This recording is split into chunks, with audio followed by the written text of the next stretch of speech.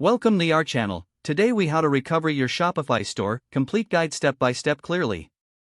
To begin recovering your Shopify store, first, access the Shopify login page. Enter your email address associated with your Shopify account. If you don't remember your password, click on the Forgot Password link.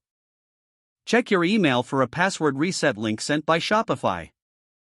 Follow the instructions in that email to create a new password. Once you have reset your password, return to the login page. Enter your email and the new password you just created. If you can log in successfully, you're on track to recover your store. If you're unable to access your email, try to recover the email account first. Visit the email provider's website and follow their recovery process. After regaining access to your email, you can proceed to reset your Shopify password. In cases where you cannot access your Shopify account at all, reach out to Shopify support. Visit the Shopify Help Center to find contact options. Provide as much information as you can about your store and account.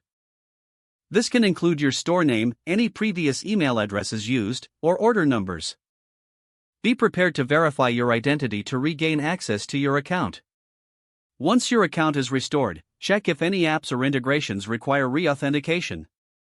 Review your store settings to ensure everything is still configured correctly. If your store was suspended or deactivated, follow the specific instructions provided in the email from Shopify. Check for any notifications or alerts in your admin dashboard.